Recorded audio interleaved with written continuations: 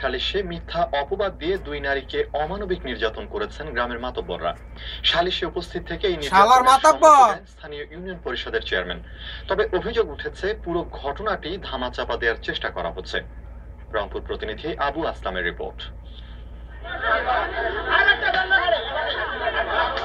এভাবেই গ্রাম্য সালিশে অপবাদ দিয়ে অমানবিক নির্যাতন করা হয় বদরগঞ্জের রাজারামপুর কাশীগঞ্জ গ্রামের হাফিজা বেগম হ্যাপি ও তার বোন সাইদা বেগমকে।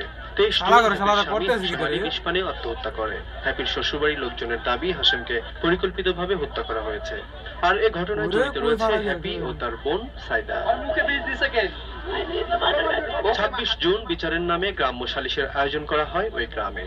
হ্যাপি ও সাইদাকে জিজ্ঞাসাবাদের পর ওই সালিশে তাদেরকে চরিত্রহীনা বলে অপবাদ দেয়া হয়। মাতব্বরদের বিচারে তাদেরকে অপরাধী সাজানো হয়।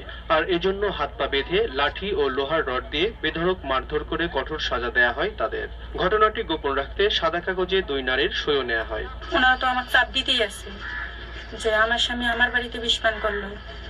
এই জন্যই গ্রাম প্রতিবেশী সবাই, আমি নিজেই বলছি যে ভাই আমার যদি ভুল হয়ে থাকে আপনারা আমার যা করার করেন।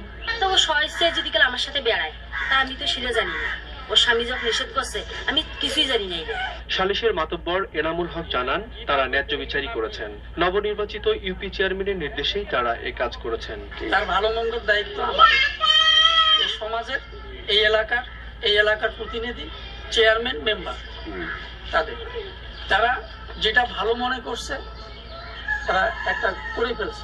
ওরা অসামাজিক, ওদের বেপরা চালচলন, কথা বুঝলেন না, খোলামেলা ঘোরাফেরা করে, স্বামীর অবাধ্য। সব জেনেও শুরুতেই কোনো পদক্ষেপ নেয়নি পুলিশ প্রশাসন। প্রয়োজনীয় আইনগত ব্যবস্থা নেব, সর্বাত্মক ব্যবস্থা নেব, যা যা করার দরকার আইনগতভাবে আমরা সেটা করব। ঘটনার প্রতিবাদে নির্যাতনকারী ও তাদের সহযোগীদের গ্রেপ্তার করে দৃষ্টান্তমূলক শাস্তির দাবিতে মানববন্ধন ও সমাবেশ করেছে মানবাধিকার সংগঠনের নেতাকর্মীরা। নিউজ ডেস্ক, দেশ টিভি। চট্টগ্রামের টাইগার পাস